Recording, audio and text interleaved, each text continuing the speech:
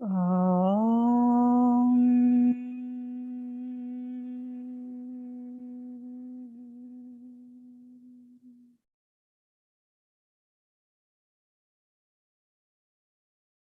ఓం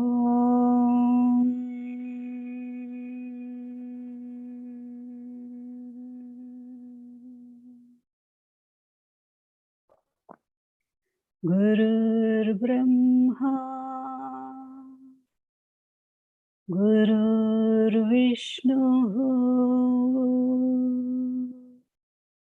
గురుర్దేవో మహేశ్వరః గురుర్సాక్షాత్ పరం బ్రహ్మ తస్మై శ్రీ గురవే నమః. బ్రహ్మానందం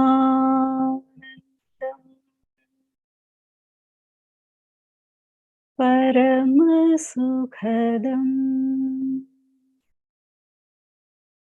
కేవలం జ్ఞానమూర్తిం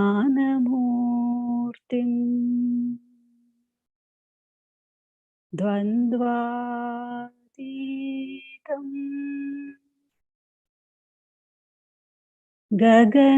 గగనసదృశం తత్వమస్యాదిలక్ష్యం ఏకం నిత్యం విమలమచలం సర్వధీ సాక్షిభూతం భావాతీతం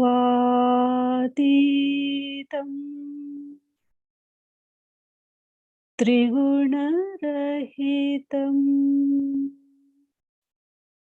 సద్గురుం తం నమామి.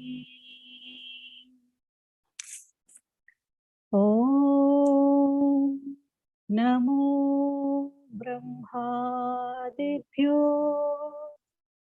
బ్రహ్మ విద్యా సాంప్రదాయ కర్తృభ్యో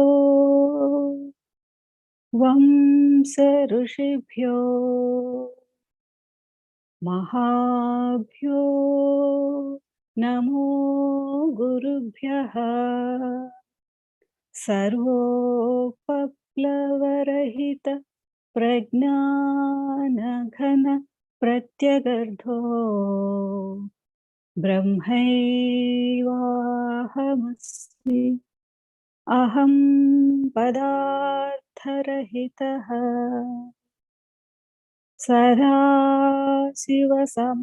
సదాశివసమారంభాః వ్యాసశంకరమధ్యమాః అస్మదాచార్యపర్యంతాం వందే గురుపరంపరాం. ఓం సహనావవతు సహనౌ భునత్తు సహ వీర్యం కరవావహై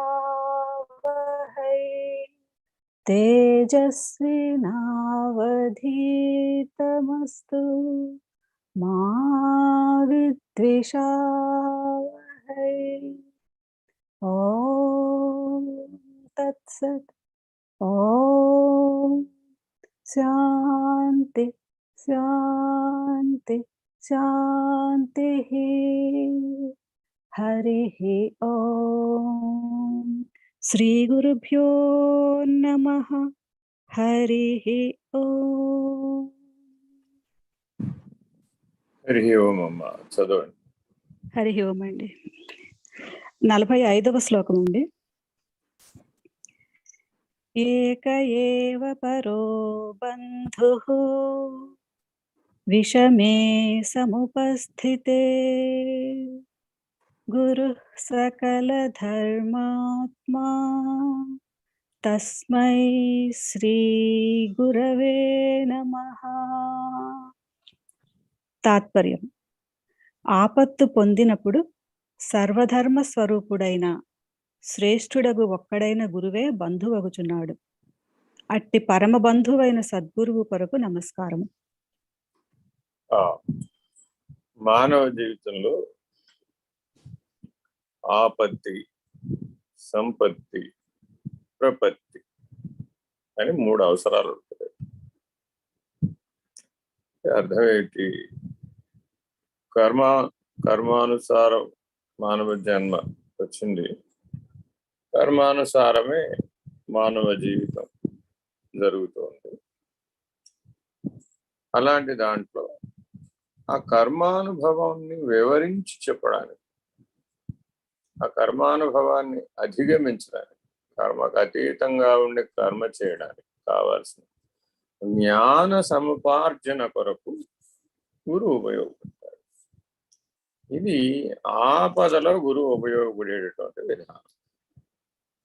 అంటే చాలా మంది ఏమనుకుంటారంటే, ఏవేవో చెప్తూ ఉంటారు వాళ్ళ జీవితంలో వాళ్ళ పరిస్థితులు, సంఘటనలు, వాళ్ళ ఆపదలు, సంసారంలో ఉన్న సమస్యలు, వాళ్ళ ప్రపంచంలో ఉన్న సమస్యలు అన్నిటికీ గురువు దగ్గర ఒకటే పరిష్కారం.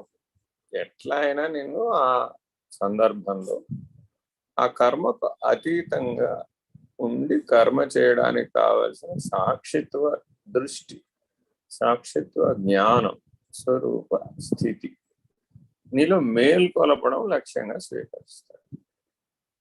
కాబట్టి ఏం చెప్పినా, ఎలా చెప్పినా ఆయా పరిస్థితులన్నీ నీలో ఉన్న స్వరూప జ్ఞానం మేల్కొలపడానికే వచ్చింది, అంతేగాని అవి ఆపదలు కావు. కానీ మానవుడు ఇంద్రియ ధర్మాలను అనుసరించి ఆలోచించడం వలన ఆయా ఇంద్రియ ధర్మాలు విషయాలను ఆశ్రయించడం వలన, ఆయా విషయోపభోగ ఇచ్ఛ కలిగి ఉండటం వలన, ప్రియాప్రియములనే ద్వంద్వాలకు లోబడి ఉండటం వలన, మృత్యు భయం పొందటం వలన ఆపద కలిగినట్లుగా భావన చేస్తూ ఉంటాడు. ఎంత పెద్ద ఆపద వచ్చిందో ఒక ఉదాహరణ. ఒక పిల్లవాడు మంచం మీద నిద్రపోతున్నాడు. సహజం కదా. సరే, పైన అది పెంకుటిల్లు, పైన ఆ పెంకుల మధ్యలో ఒక పాము చక్కగా ఆహారాన్ని సేకరించి ఎలుకలు కప్పలన్నీ భోజనం చేసేసి హాయిగా పడుకుంది. అటు ఇటు డొలడంలో డామును కింద పడి ఆ పిల్లవాడు పడుకున్నటువంటి పక్కలో పడి. ఇప్పుడు ఈ సంఘటనని మనం ఎలా చూడాలి?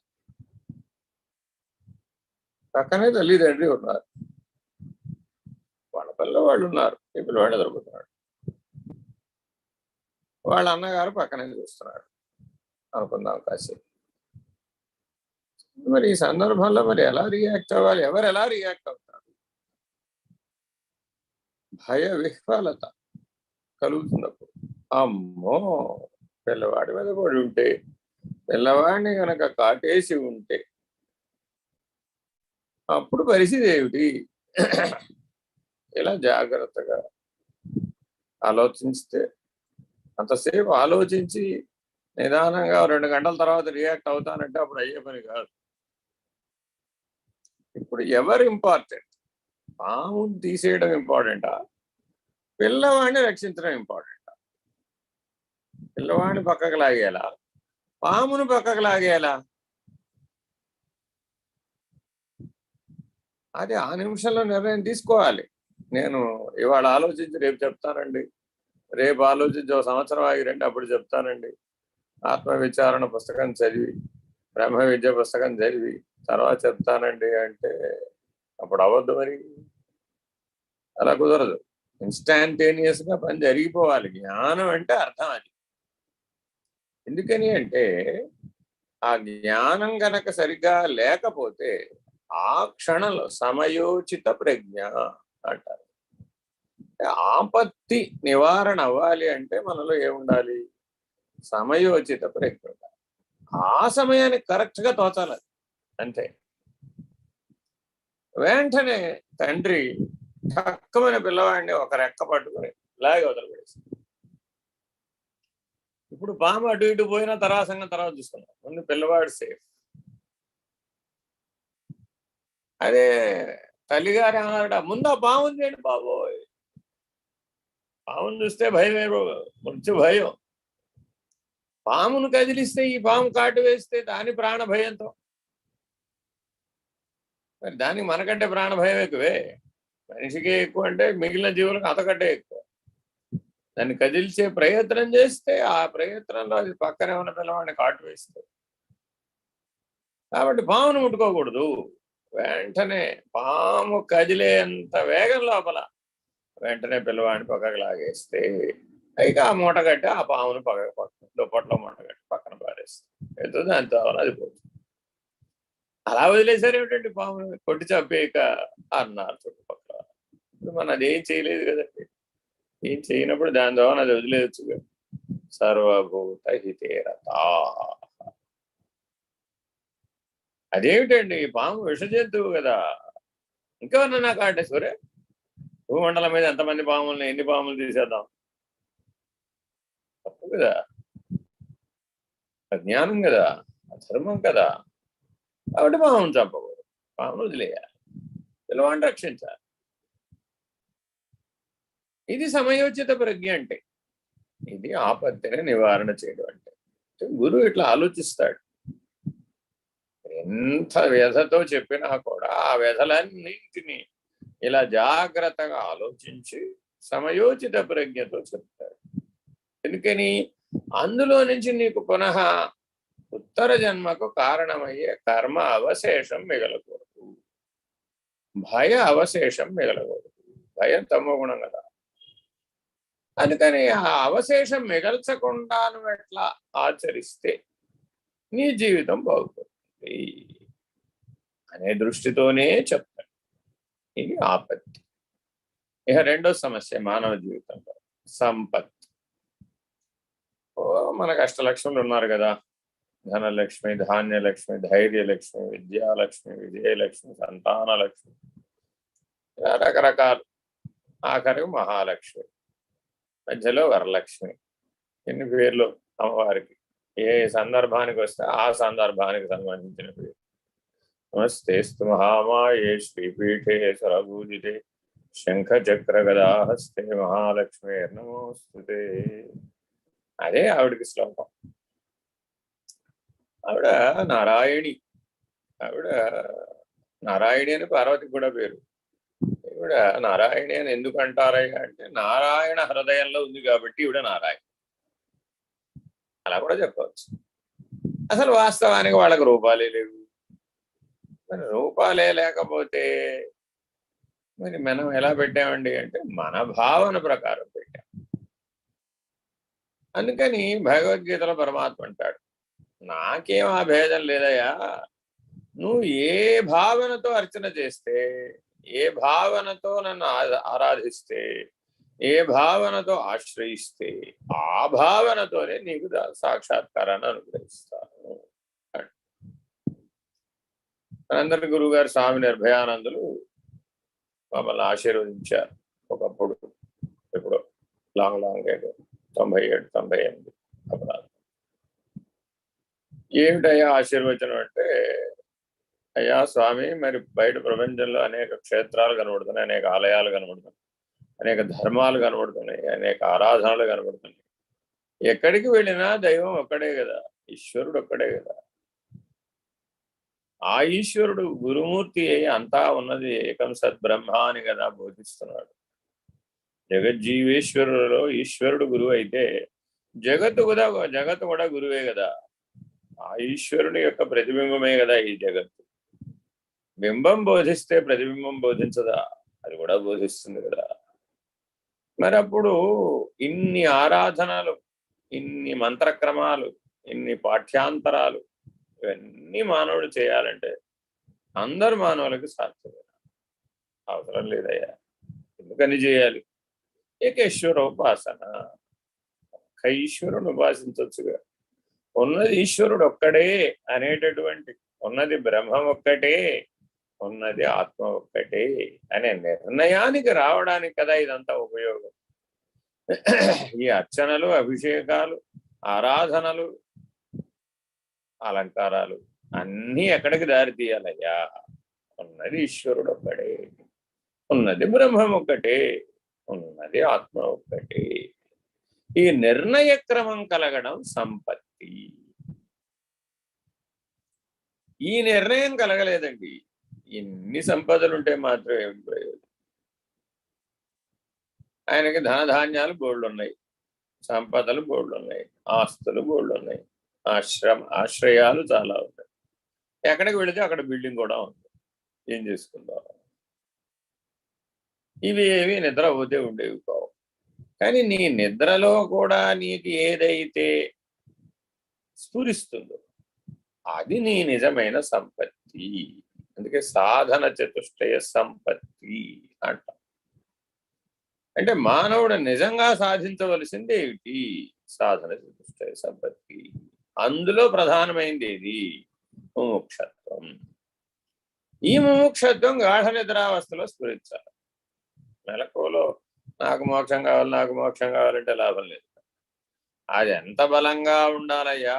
నీ గాఢ నిద్రావస్థలో కూడా నీకేం కావాలని కనుక ఒక ఆలోచన వస్తే నాకు మోక్షమే కావాలి అని స్ఫురించాలి. వాడికి ఆ సంపత్తి లభించినట్టు. కాబట్టి నిత్యానిత్య వస్తు వేగము, ఇహముత్రార్థ ఫలభోగ విరాగము, సమాధి షట్క సంపత్తి ఎంత బలంగా ఉండాలయ్యా?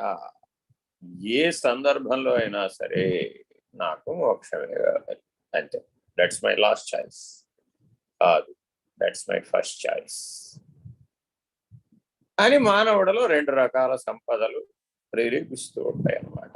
అంటే ఈ ప్రపంచం అంతా కావాలి, అవకాశం వస్తే మోక్షం కావాలి. That's my last choice. నాకు ఇవన్నీ అక్కర్లేదండి. ఇవన్నీ ఆల్రెడీ చాలా జన్మల్లో చాలాసార్లు చూశాను, చాలాసార్లు అనుభవించాను. ఇంకా నాకు ఆ భోగాసక్తి లేదు. వస్తే వచ్చినాయి, పోతే పోయి, రాకపోయినా నాకు వాటి మీద గుర్తింపు లేదు. నాకు కేవలం మోక్షమే కావాలి. నాకు కైవల్యం మాత్రమే ప్రధానం, మిగిలినవన్నీ అప్రధానం. అసలు మిగిలినవి నాకు వాటిని గుర్తించదు, నేను కైవల్యాన్ని మాత్రమే గుర్తిస్తాను.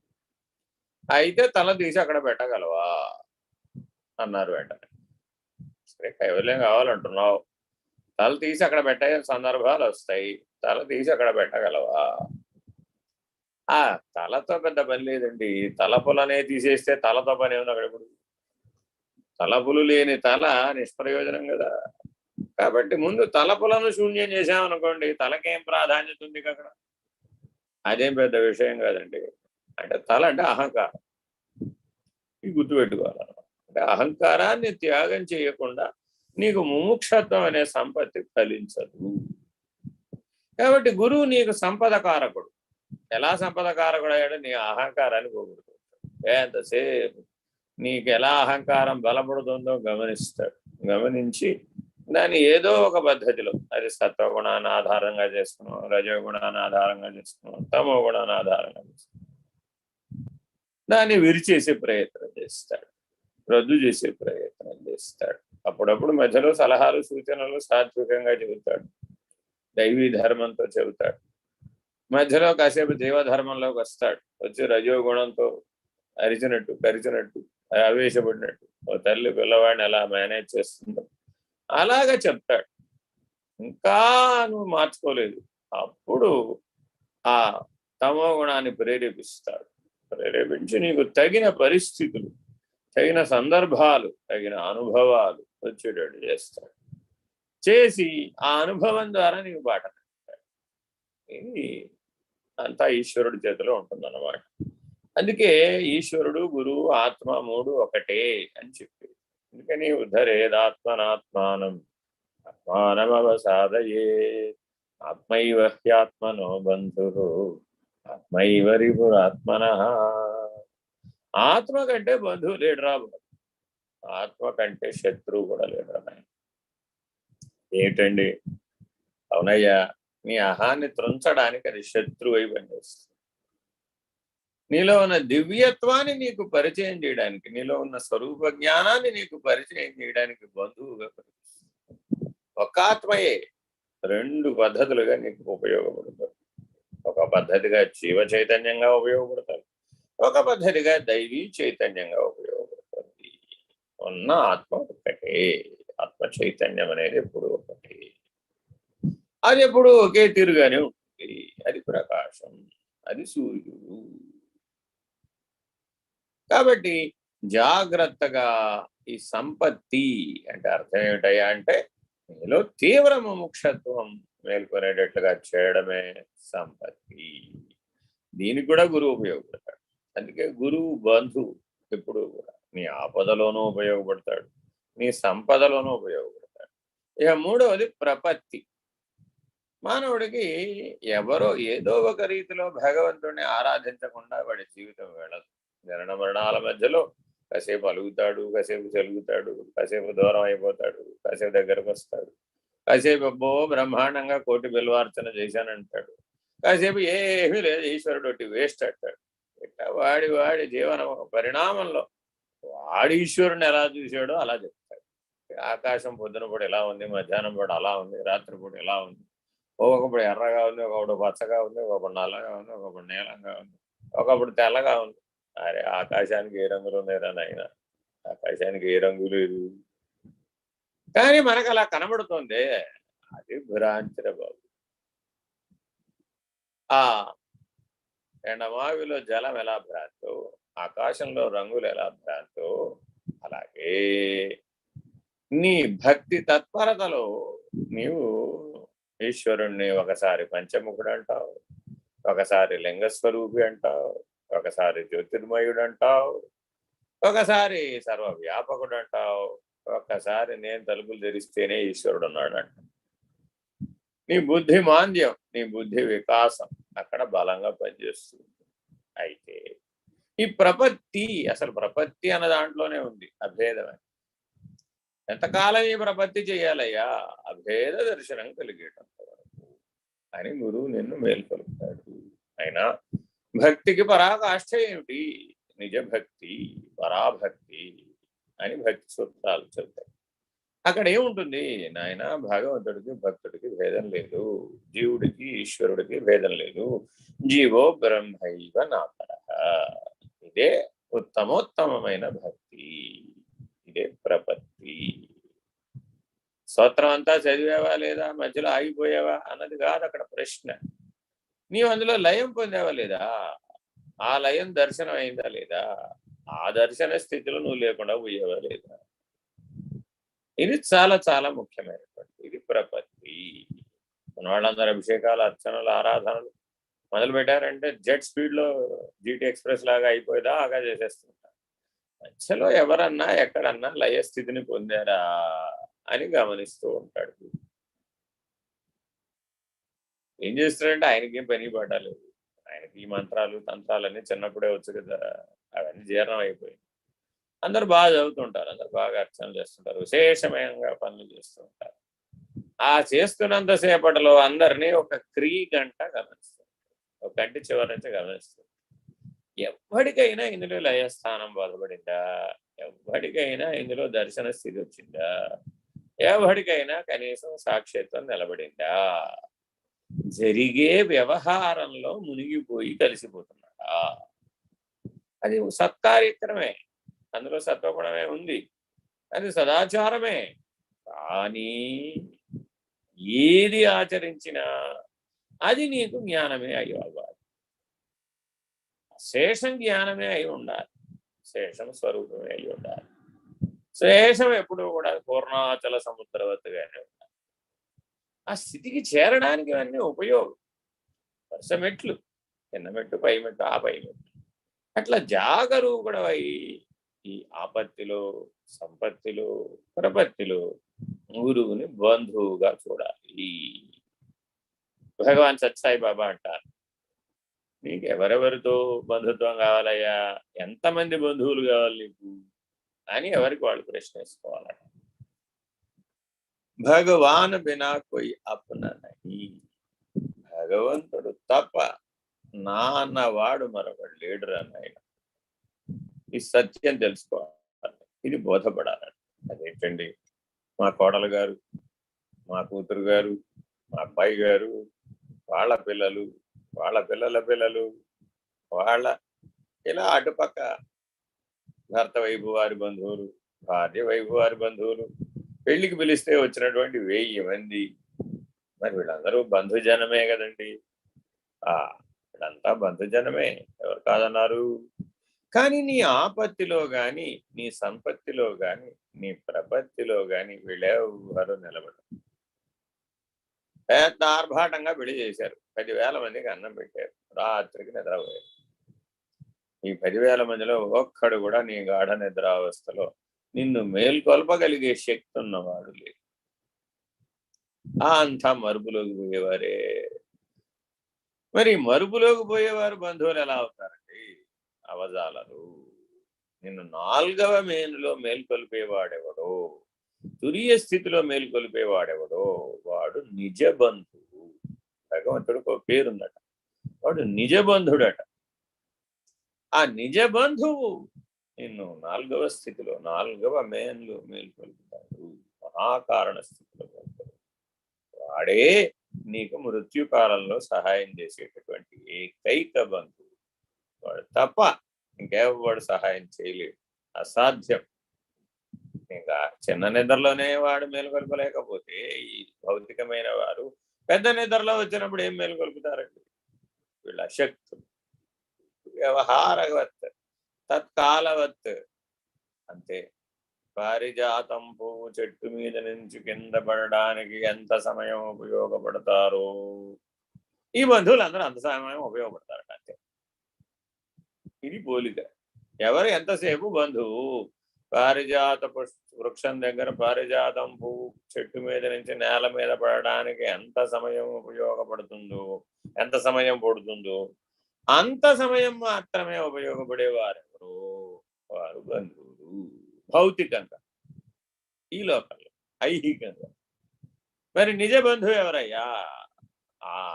ఆయన అంతకాలే చ మామేవ స్మరన్ ముక్త్వా కళేవర ప్రయాతి సమద్భావం. ఆయన ఏ స్థితిలో ఉన్నాడో ఆ స్థితిని నీకు కల్పించగలుగుతాడు, ఆ స్థితిలో నిన్ను మేల్కొల్పగలుగుతాడు. ఆ మహత్ స్థితిలో నువ్వు మేల్కొని ఈ జనన మరణ చక్రం, కర్మ చక్రాన్ని అధిగమించగలిగేటటువంటి సత్తాని, స్థితిని అనుగ్రహించగలుగుతాడు. ఆ ట్రైనింగ్ అట రోజు నిద్రపోవడం. అంతేగాని డెత్ డే రోజున హాయిగా చనిపోవడం గురించి కాదట. ఆ డెత్ డేకి ఇది ప్రాక్టీస్ డే. ఎలా అయితే ఆర్మీకి యుద్ధం వస్తుందట, యుద్ధం వస్తే యుద్ధం రోజున ప్రాక్టీస్ చేయడం కుదరదు. యుద్ధం వచ్చినట్లుగా భావించి రోజు ప్రాక్టీస్ చేస్తాడు, అప్పుడు వాడు యుద్ధంలో రక్షించబడతాడు. అలాగే సాధకులైనటువంటి వాళ్ళకు మాత్రమే ఈ మాట చెప్తున్నారు, సామాన్యులకు కాదు. సాధకుడైన వాడు నిద్రను డెత్ ప్రాక్టీస్ సెషన్గా వాడాలని. అప్పుడు నీకు మహాకారణ శరీరంలో తురియ నిష్ఠ కలిగినండి నువ్వు ఎట్లా దీనిని వినియోగించుకుని అధిగమిస్తావు అనేటటువంటి అభ్యాసం కోసం భగవంతుడు నిద్ర అనే వరాన్ని ఇచ్చాడు. చూడండి ఎంత గొప్పగా చెప్పాడు. ఈ నిద్ర అనేది ఏమిటయ్యా? అదొక వరం. ఏమిటయ్యా వరం? రేపు పొద్దున పెద్ద నిద్ర వస్తుంది కదా, ఆ వచ్చినప్పుడు ఆ మహాప్రస్థానం జరిగేటప్పుడు అప్పుడు నువ్వు మహాభినిష్క్రమణం చేయాలి, మహత్ స్థితిలో ఉండి నిష్క్రమణం చేయాలి. అలాంటి మహాపరినిర్వాణం, మహాభినిష్క్రమణ స్థితికి మానవుడు చేరాలి. మనీషిగా నిర్గమించాలే గాని మనిషిగా నిర్గమించాలి. తెలిసి వదిలేయాలే గాని అయ్యో నేను పోతున్నానో అని ఏడుస్తూ మృత్యు భయంతో పోవు, మృత్యుంజయుడవై నిర్గమించాలి. దానికి నీ నిద్ర ఒక అభ్యాస కాలం. ఆ నిద్ర అభ్యాస కాలంగా ఎవడైతే వాడాడో వాడు తరిస్తాడు. అప్పుడు నీకు ఈశ్వరుడు నిజ బంధువు అని తెలుస్తుంది. ఆ గురువు ఆ దారి చూపుతున్నాడు కాబట్టి ఆ నిజ బంధువు అని తెలుస్తుంది. వీడట నిజమైన బంధువు. మిగిలిన వారంతా అన్నానికో, వస్త్రానికో, ఆశ్రయానికో, అభ్యాసానికో, ఆహార్యానికో, ఆనందానికో, విషయానికో, వ్యవహారానికో తత్కాలవత్ పనికొచ్చేవారు మాత్రమే. రోజు గరిటెలు, చెంచాలు, గిన్నెలు, గ్లాసులు, పాత్రలు, మూకుళ్ళు వాడటలే. మిగిలిన వారందరూ అలాంటి సమానం. అలా అవసరమే, కానీ ఎంతవరకు అవసరం? ఆ గిన్నెలో వంట చేసేంతసేపు, ఆ తర్వాత ఆ గిన్నెతో పని. తత్కాలవత్, వ్యవహారవత్. ఈ సత్యాన్ని గుర్తుంచుకోవాలి. కానీ మమకారం అనే పాశము, ఆశా పాశం ఎంత బలమైందో మమకారం అనే పాశం కూడా అంతకంటే బలమైంది. సకల బంధుజనముల ఎడల ఈ మమకారం అనే పాశం పనిచేస్తుంది. శ్రీకృష్ణ నిర్యాణం నుంచి భాగవతంలో, భారతంలో ఈ రెండు ఘట్టాలు, ఈ ఘట్టం వర్ణిస్తారు. జాగ్రత్తగా మానవుడు తెలుసుకోవాలట. సకల కౌరవ సంహారం, కురు పాండవ యుద్ధం అయిపోయిన తర్వాత, మహాభారత యుద్ధం అయిపోయిన తర్వాత యదువీరులు కూడా అందరూ పోతారు.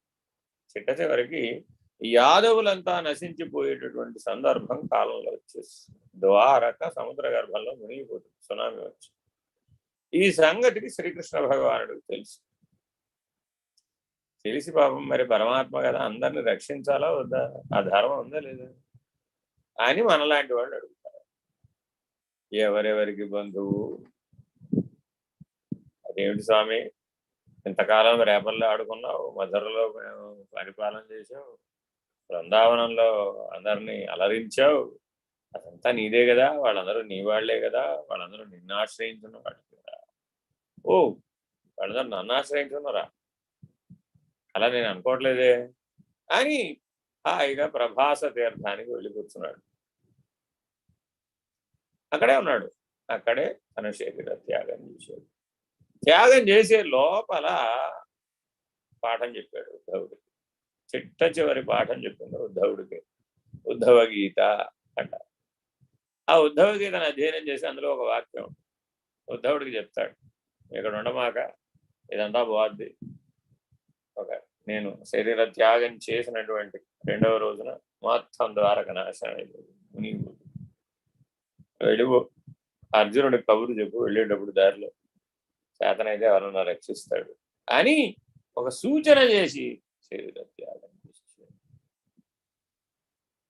పరమాత్మ పరబ్రహ్మస్వరూపుడు, పరిపూర్ణుడు, కాలాతీతుడు, సాక్షాత్తు సంకల్ప మాత్రం చేత జగత్తులను సృష్టించగలడు, జగత్తులను లయింపచేయగలడు. అంతటి సమర్థత కలిగిన వాడు.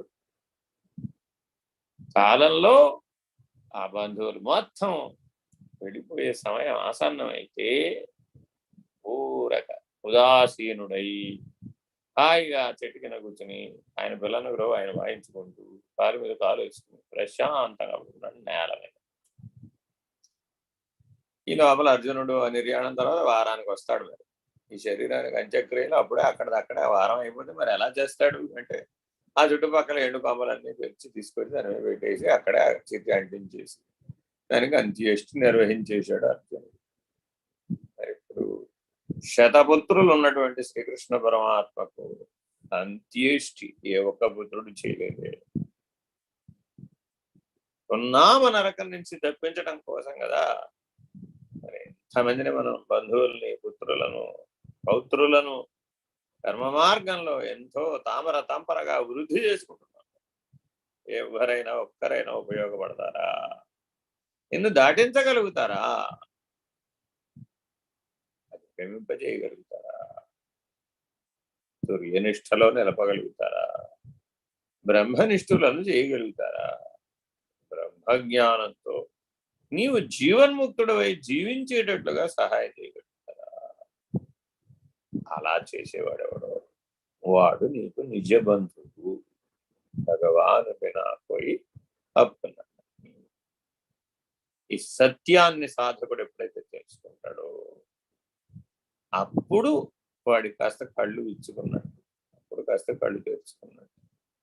కానీ ఇంత లోతైనటువంటి భావనతో గురుగీతలో ఈ ఉపదేశాన్ని వేశారు. చాలా జాగ్రత్తగా సదాశివుడు చెప్పే ఉపదేశాలు.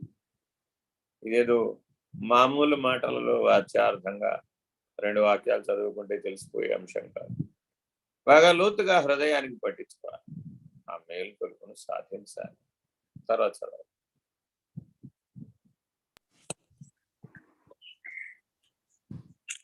గురు మధ్యే స్థితం విశ్వం విశ్వమధ్యే స్థితో గురుః గురుర్విశ్వం న చోర్నాస్తి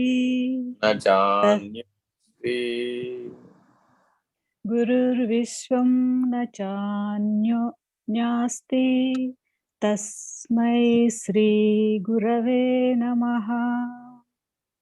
గురు మధ్యే స్థితం విశ్వం విశ్వమధ్యే స్థితో గురు గురుర్విశ్వం న చాన్యోస్తి తస్మై శ్రీ గురవే నమః. చదువు. తాత్పర్యము: ఈ ప్రపంచమంతయు సద్గురువు నందున్నది. సద్గురువు ప్రపంచమందంతటా ఉన్నాడు. కావున ప్రపంచమంతయు సద్గురువేను, అన్యం లేనే లేదు. అట్టి సద్గురువు కొరకు నమస్కారం.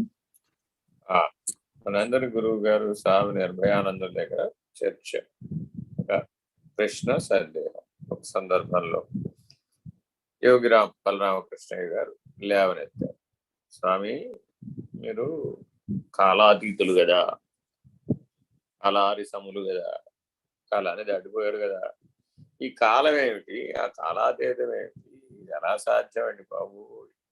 మాకేమో భోజనం ప్లేట్ దాటడమే కష్టం, మీరేమో కాలమే దాటారంటున్నారు.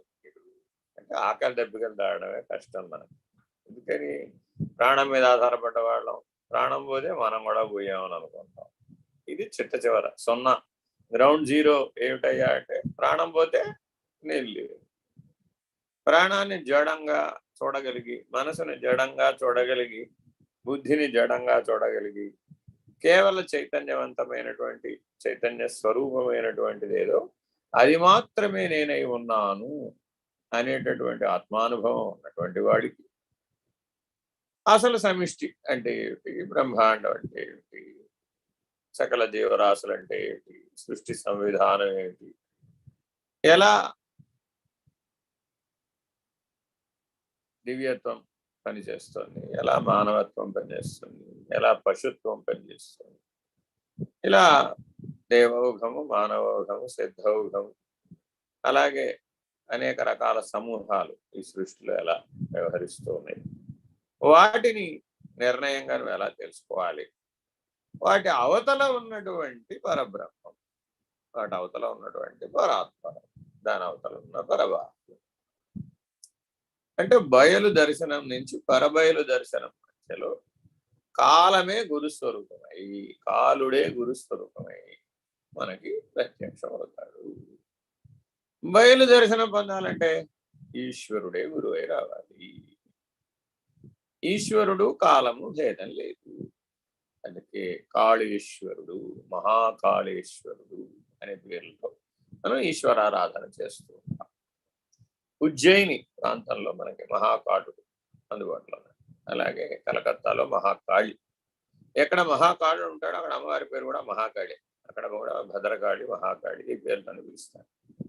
ఏమిటండి ఈ గొడవ అంతా అంటే, ఏనాడు ఉజ్జయిని వాళ్ళ క్షేత్రం కాదండి, ఏనాడు కాశీ అంత బాధదు అన్నమాట. పాతకాలంలో లోపలికి పోతూ బయటకు వస్తూ, లోపలికి పోతూ బయటకు వస్తుంది. ఏమిటయ్యా దాని విశేషం అంటే, అక్షాంశాలు రేఖాంశాలు మానవుడు విజ్ఞానం వచ్చిన తర్వాత ఏర్పాటు చేసుకున్నారు. అంటే ఏమిటి, భూమధ్య రేఖ, పైన మకర రేఖ, కింద కర్కాటక రేఖ, ఇలా లెక్కలు టైం లెక్కేసుకోవడానికి గ్రౌండ్ జీరో కింద మెరిడియన్ కింద పెట్టుకున్నారు. సో ఇదంతా అందరికి తెలిసిన విద్య.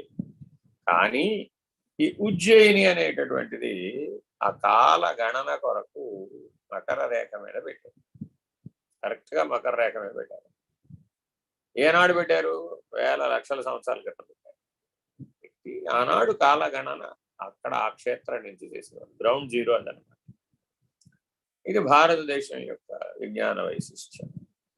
సరే, మనం సెకనులో 1000వ వంతు వరకు కూడా సూక్ష్మకాల గణనం చేశాం. అలాగే యుగాలు, మన్వంతరాలు, మహాప్రళయం, బ్రహ్మగారు పోవడం, ఆ తర్వాత అచలమైన పరబాహ్యం ఉండిపోవడం దాకా కూడా మన కాలగణన చెప్పబడింది. కాలం అనంతమై ఉన్నప్పటికీ ఆ గణనకున్న అవకాశాన్ని, ప్రమాణాన్ని దృష్టిలో పెట్టుకుని చెప్తారు.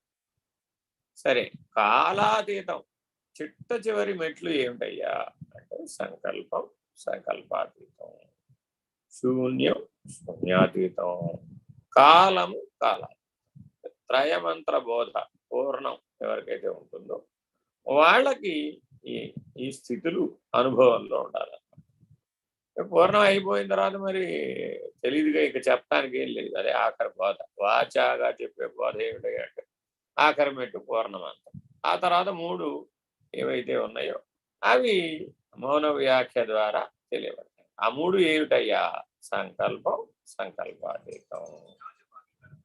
అలాగే 2వ మెట్టు శూన్యం, శూన్యాతీతం. 3వ మెట్టు కాలం, కాలం. ఈ 3 మౌన వ్యాఖ్యతోనే జరగాలి. ఇంకా వేరే రకంగా జరిగే అవకాశం లేదు అని వారు తెలియజేశారు. అంటే ఈశ్వరీయ మౌన స్థితిలో జరుగుతాయి ఈ 3 కూడా. అందుకని దక్షిణామూర్తి యొక్క మౌన వ్యాఖ్యా విధానం ద్వారా కాలమే గురువై వచ్చి ఈ 3 స్థితులను అవగాహన అయ్యేట్టు చేసి, అధిగమించేటట్టు చేసి తాను తప్పుకుంటాడు చివరి. అది కాలాతీతం. అంటే ఇక ఎప్పటికీ జన్మరాహిత్య స్థితిని పొందినటువంటి వాడు అవుతున్నాడు, దేశికుడు అవుతున్నాడు.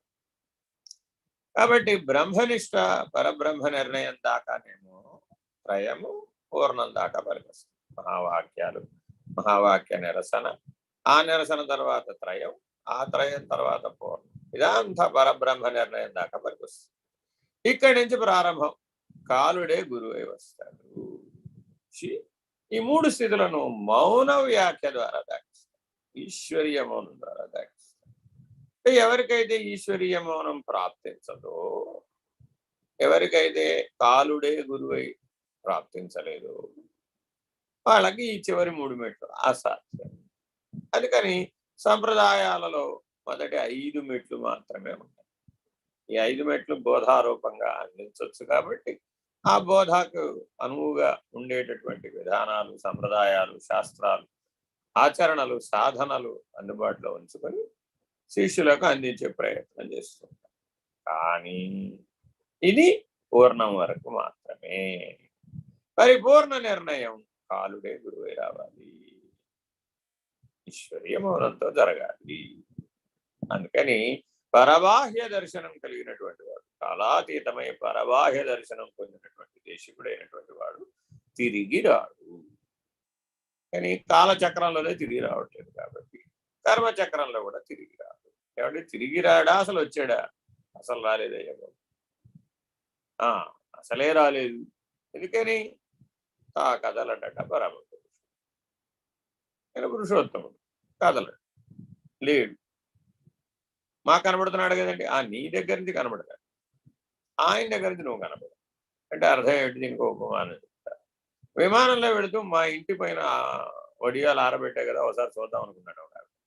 విమానంలో వెళుతూ ఆవిడ మేడ మీద ఎండబెట్టిన వడియాలు ఎలా చూస్తుంది? ఇదే సాధ్యపడకపోతే కాలాతీత స్థితిలో నుంచి ఏమండి మా అబ్బాయి వ్యవసాయం చేశారు, మా అబ్బాయిని విదేశాలకు పంపించమంటారా? చెప్తారు వాడు పాపం. మౌనం వహిస్తారు. వాళ్ళ మౌనమే సమాధానం. ఇలా ఉంటాయి అన్నమాట. అందుకని విశ్వ సద్గురువులు, అవతారులు, ఎటువంటి మహానుభావుడి దగ్గరికి వెళ్ళినా, ఈశ్వరీయ మౌన అనుభవం కలిగినటువంటి మహానుభావుల దగ్గరికి ఎవరి దగ్గరికి వెళ్ళినా మనం ఏం అడుగుతుంటాం? మనమే తిరుగులో ఉన్నాం, ఆ తిరుగులో. కాబట్టి నీ ప్రశ్నను బట్టి నీ చైతన్య వికాసాన్ని, నీ బుద్ధి వికాసాన్ని, నీ సందేహాన్ని బట్టి అంచనా వేస్తారు. ఈ జీవుడు ఇంకా ఈ పరిమితిలోనే ఉన్నాడు, ఈ పరిధిలోనే ఉన్నాడు. యోగిరాం బలరామకృష్ణయ్య గారి విశేషం ఏమిటంటే వారు అనేక గ్రంథాలు చదివినా, అనేక మంది పెద్దలను ఆశ్రయించిన, ఎప్పుడూ కూడా ఆ చిట్ట చివరివి ఎక్కడైతే గ్రంథాలలో చెప్పబడలేదు, ఏవేవైతే గ్రంథాలలో ఉటంకించబడలేదు, వాక్య రూపంలో లేవు, వాటినే ప్రశ్నించేవారు. అంటే అనుభవంతో గురువు సమాధానం చెప్పే అంశాలు ఏవైతే ఉంటాయో వాటిని ప్రశ్నించేవారు. ఇది వారి యొక్క వైశిష్ట్యత. అందువల్లనే మనకి స్వామి నిర్భయానందుల యొక్క అనుభవం ద్వారా అనేకమైన అంశాలు మనకి వెలుగులోకి వచ్చింది. మీరందరూ వారి బోధాక్రమం కానీ సాధనాక్రమం కానీ అనేక అంశాలు ఉన్నాయి మన దగ్గర అందుబాటు. అలాగే వారి కందార్థాలు, చిన్న కందార్థాలు, పెద్ద కందార్థాలు ఆలపించినటువంటి వీడియోలు కూడా అందుబాటు. వారు పాడినట్టుగా మనం పాడలేం. ఆ స్థితిలో ఉండి పాడడం అనేది వారికి వెనతో పెట్టిన. అలా మనం కూడా వారి శిష్యులుగా వారిలాగా వారి అడుగుజాడలలో జన్మరాహిత్యాన్ని అందుకోవడానికి ప్రయత్నం చేయాలి. ఎందుకని?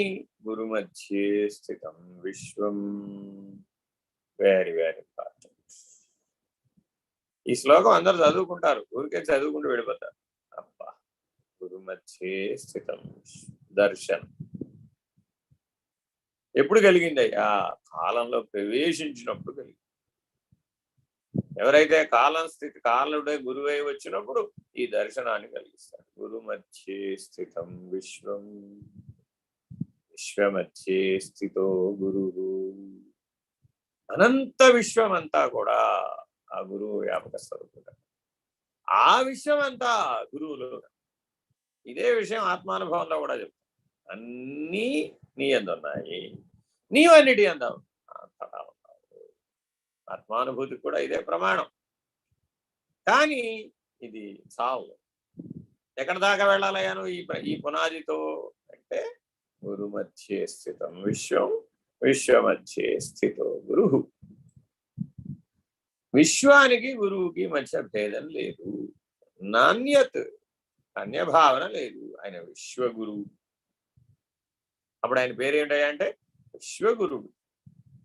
అందరు అడుగుతుంటారు, ఏమండి సద్గురువులు ఎన్ని రకాలండి?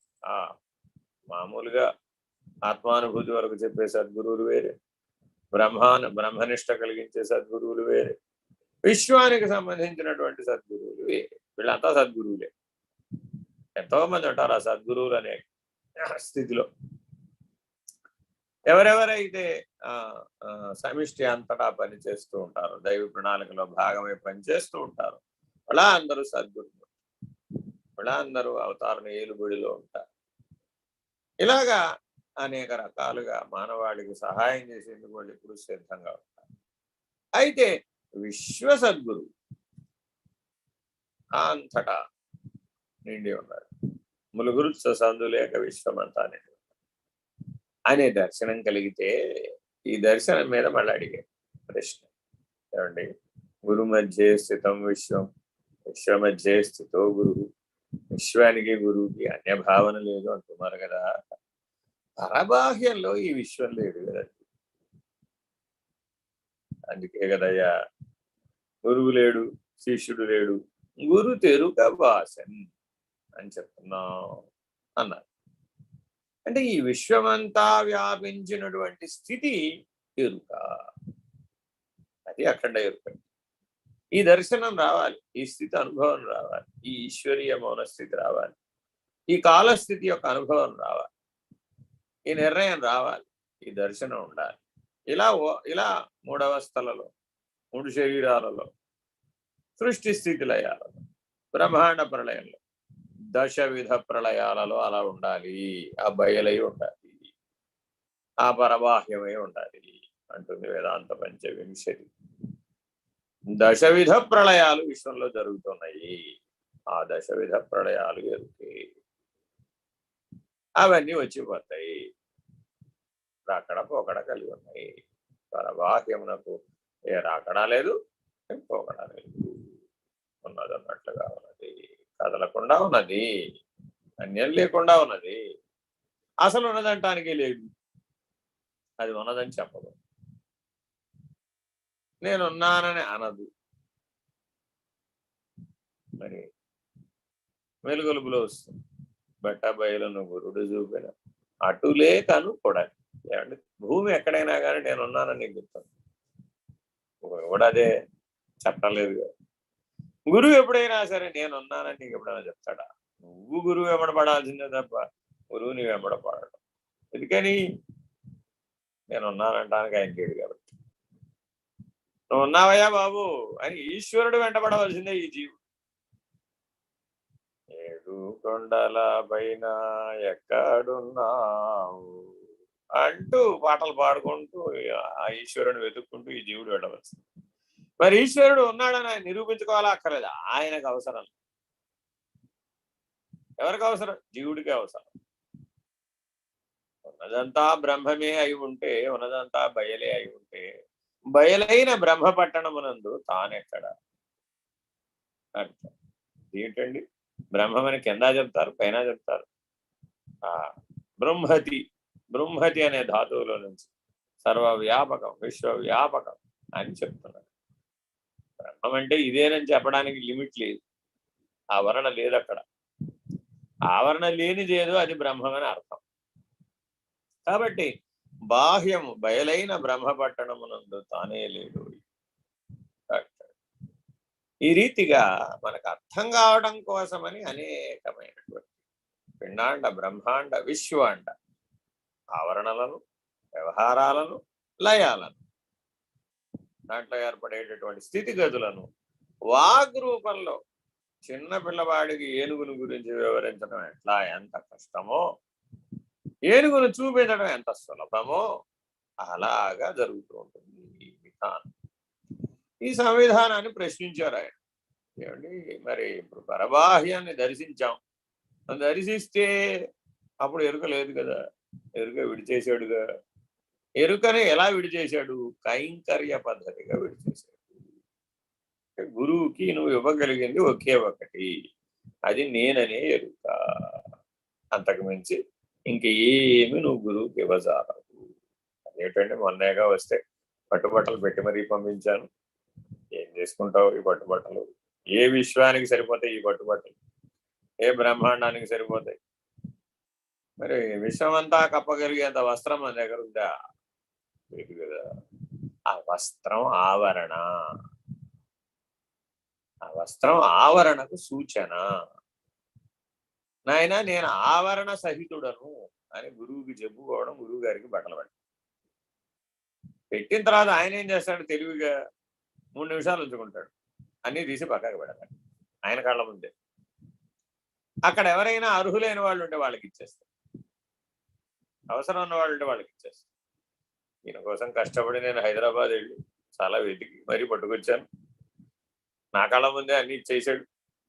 అయ్యయ్యో నా కష్టం అంతా వేస్ట్ అయిపోయింది. అయ్యో సూచిస్తున్నాడు నిరావరణం. కానీ ఆవరణను విడవయ్యా, ఆ వస్త్రం దగ్గరే ఆగిపోతావే, ఆ ఆవరణ దగ్గరే ఆగిపోతావే, ఆవరణ రహితుడవు కావు. ఇప్పుడు ఈ సూచనల్ని బాగా అర్థం చేసుకోవాలి. అందుకని సంప్రదాయంలో సూచనలు ధర్మాల రూపంలోనే ఉంటాయి, ఏం చెప్పరు, చేసి చూపిస్తారు. మౌన వ్యాఖ్య. దక్షిణామూర్తి ఎట్లా అయితే చిన్ముద్రను చూపెట్టి ఇదంతా శూన్యం అని నిరూపించారు. ఎరుక లేనిది అని నిరూపించడమే చిన్ముద్ర. ఆ చిన్ముద్ర యొక్క రహస్యం ఏంటంటే ఎరుక లేనిదని చెప్పడం, ఆ శూన్యం లేనిదని చెప్పడం, ఈ సర్వం లేనిదని చెప్పడం. ఎందుకని శూన్య సర్వములు కలిపితే ఎరుక. మరి గురు మధ్యే స్థితం విశ్వం, ఆ శూన్యం ఆయనలోనే ఉంది, ఈ సర్వము ఆయనలోనే. విశ్వ మధ్యే స్థితో గురు, ఏ శూన్యంలో నుంచి ఆ విశ్వం వచ్చిందో, ఏ విశ్వం ఏ శూన్యంలోకి పోతుందో అదంతా గురుత్వాకర్షణ అనే సిద్ధాంతం మీద పనిచేస్తుంది. అక్కడ కూడా వేరేదే పెట్టారు.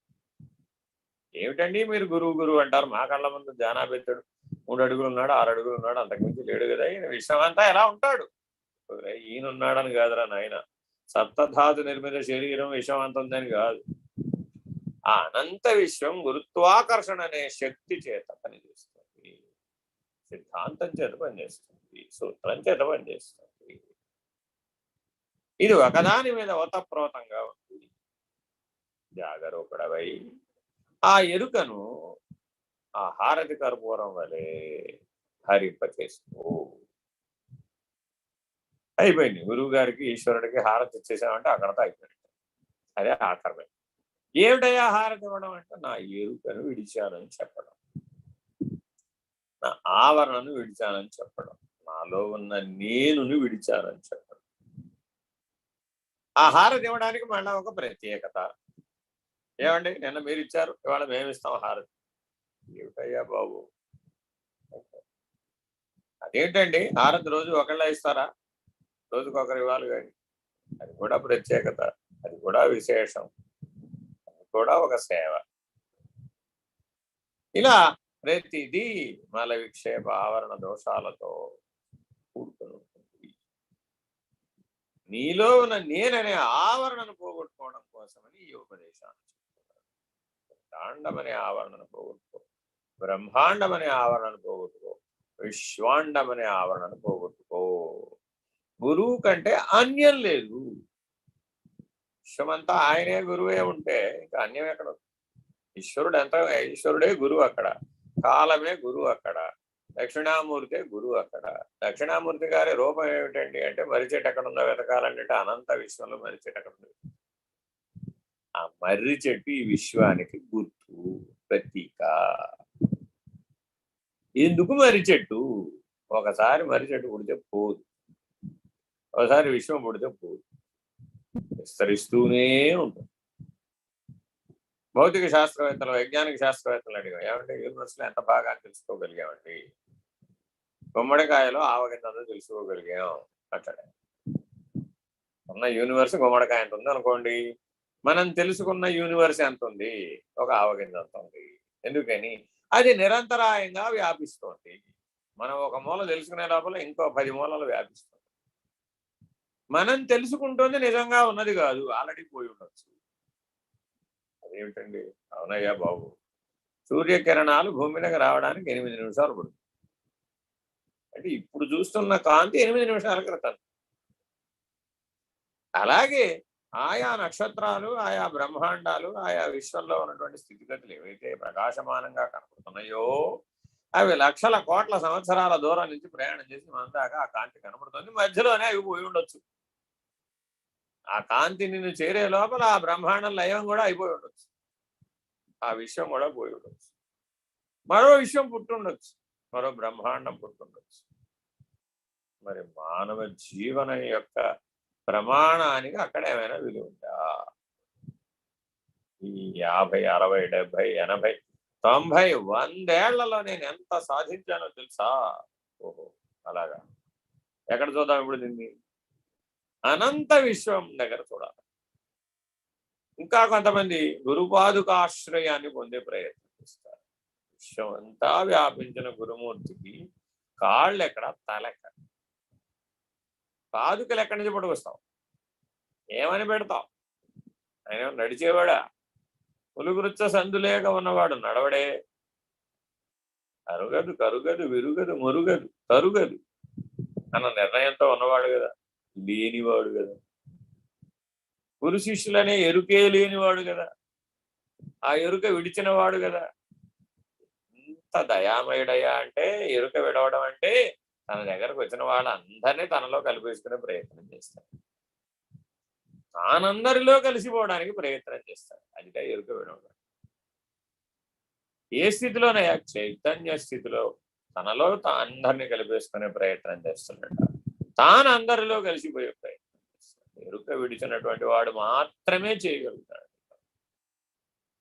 అందుకని అన్యం లేదట. అందుకే ఈ ఉపదేశంలో అన్యం లేదని చెప్పడానికి కారణం ఏమిటయ్యా అంటే, ఆయన ఎరుక లేదు కదా. ఆయనకి ఎరుక ఎప్పుడైతే లేదో అందరినీ తనలో కలిపేసుకున్నాడు, తాను అందరిలో కలిసిపోడు. మనల్ని కలవమన్నారు అనుకోండి, దానికి ఎన్ని లెక్కలు కావాలో, ఎన్ని ప్రమాణాలు కావాలో, ఎన్ని విధానాలు కావాలో. మరి ఒక్కొక్కరు ఒక్కొక్క స్థితిలో వస్తారు. వాడు ఆ స్థితిలో వస్తే వాడు ఏ స్థితిలో వచ్చాడో వాడి లోపల ఉన్న జీవుడా అంతా వలకపోసేస్తాడు. చిన్నపిల్లవాడు సిరా బుడ్డి పట్టుకురమ్మన్నాం, ఏదో ఇంక్ బాటిల్ పట్టురమ్మన్నాం, వాడు ఆ అడుగులు సరిగ్గా వేయలేని దశలో వెళ్ళి నేను పట్టుకొస్తాను ఆ ఇంక్ బాటిల్ పట్టుకొని జాగ్రత్తగా నీ దాకా వస్తాను. వచ్చి వచ్చి వచ్చి వచ్చి నువ్వు రాసుకునే పుస్తకం మీద ఇంకు బాటిల్ వాడు. అక్కడ దాకా బాగానే పట్టుకుంటాడు. ఇప్పుడు ఆ పిల్లవాడిని ఏం చేయాలి? మనం చేయగలుగుతాం? చిన్న పిల్లవాడు క్షమించాలి. అలాగే జీవులందరూ కూడా ఆ గురుమూర్తి అయినటువంటి ఈశ్వరుడు వద్ద తమ తమ జీవనంలో ఉన్నటువంటి అన్ని వలకబోస్తారు. అవన్నీ వలకబోసిన ఇంకు లాంటివి. మరి ఈశ్వరుడు ఏమైనా శిక్షిస్తున్నాడా? శిక్షణనిస్తున్నాడు. అలా కాదు నాన్న అని చేయబట్టుకొని ఎత్తుకొని తన స్థాయికి తను నిన్ను లేవనెత్తి తనలో నిన్ను కలిపేసుకుని తన దృష్టితో నిన్ను చూడమని, ఆ దృష్టి కూడా ఎరుకేనని, ఆ దృక్ స్వరూపం కూడా ఎరుకేనని తెలియజెప్పి దృగ్రహిత నిర్ణయంతో తానెట్లున్నాడో తనను అనుసరించి తెలుసుకోమని చూపెట్టేది చిన్ముద్ర. అంత రహస్యాన్ని ఒక ముద్రలో, ఒక సూచనలో, ఒక మౌన వ్యాఖ్యలో ఇమిడ్చే పరిపూర్ణ నిర్ణయాన్ని మొత్తాన్ని ఇమిడ్ చేశాడు. అందుకే మనం దక్షిణామూర్తి గారిని ఆది గురువుని, వారి ద్వారానే మనం అన్ని ధర్మాలను, జ్ఞానాలను, ఆచరణలను నేర్చుకున్నామని, వేదమూర్తి అని శ్లాఘిస్తూ ఉంటాం. నీలో మేధస్సు పనిచేస్తుందంటేనే అర్థం ఏమిటంటే ఆ దక్షిణామూర్తి నీ మేధస్సులో ఉన్నాడు కాబట్టి పనిచేస్తుంది. ఏమైనా నీకు అర్థమైందంటే ఆ అర్థమైంది ఆయన ప్రభావం వల్ల అర్థమైంది. ఏమైనా తెలుసుకున్నావంటే అది ఆయన ప్రభావంలో తెలుసుకున్నావు. మేధా దక్షిణామూర్తి అని ఉపాసన. అర్థం ఏమిటంటే నీ మేధస్సులో ఆయన ఉన్నాడు. ఈ సత్యాన్ని తెలుసుకోవాలి. మానవ మేధస్సు పనిచేస్తుంది అంటే దానికి కారణం దక్షిణామూర్తి యొక్క కృప. ఈ సత్యాన్ని ఋషులు గుర్తించారు కాబట్టి ఆయా జీవన విధానాలను మనకు అందించారు. అందుకనే ఋషి పారంపర్యంలో జీవించి మనం మహర్షులమై, విజ్ఞానులమై ఆయా జన్మరాహిత్యమైనటువంటి నిర్ణయాన్ని గురువు కంటే భేదం లేదు, అన్యం లేదు, అనంత విశ్వం అనే ఎరుక గురువునందు లేదు. ఈ సత్య దర్శనాన్ని మనం పొందాలి. అటువంటి శ్రీ గురుమూర్తికి నమస్సులు అర్పిస్తూ వారి వశవర్తినై జీవిస్తానని చెప్పడం. తస్మై శ్రీ గురవే నమః. వారి దృష్టి ఎలా ఉందో ఆ దృష్టిలో జీవిస్తానని చెప్పడం, వారి అడుగు జాడలలో జీవిస్తానని చెప్పడం, అహంకారాన్ని లేని పద్ధతిగా, అహం రహిత పద్ధతిగా జీవిస్తానని చెప్పడం. తస్మై శ్రీ గురవే నమః. హరి ఓం. శ్రీ గురుభ్యో నమః. హరి ఓం. హరి ఓం. దేశికేంద్రాయ నమః. శ్రీమత్ పరశివరూప గురో కామిత శోషిత లోక గురో విబుధా ప్రార్థిత లోక గురో అముద మదాంత సుదీప గురో కలిపాదిత సంత్రార్థ గురో స్థాపిత షణ్మత సార గురో స్థాపవముని వంద్య గురో శ్రద్ధాధ్యక్షర శాంత గురో కరుణాసాగర పరమ గురో నిరుపమ మహిమా నిలయ గురో జయ జయ పరశివలోక గురో జయ శుభ శంకర రూప గురో భవహర పరశివ భువన గురో జయ శుభ మంగళ జగద్గురో జయ జయ జయ జయ గురు ప్రసాద గురో జయ శుభ మంగళ లోక గురో జయ జయ జయ జయ నిర్భయా सच्चिदानन्द गुरो जय शुभमङ्गल जगद्गुरु जय शुभमङ्गल जगद्गुरो जय शुभमङ्गल जगद्गुरो। ॐ नमो भगवते स्वामी निर्भयानन्दाय।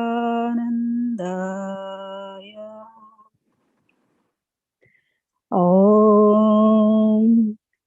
पूर्णमदः पूर्णमिदं पूर्णात् पूर्णमुदच्यते पूर्णस्य पूर्णमादाय पूर्णमेवावशिष्यते।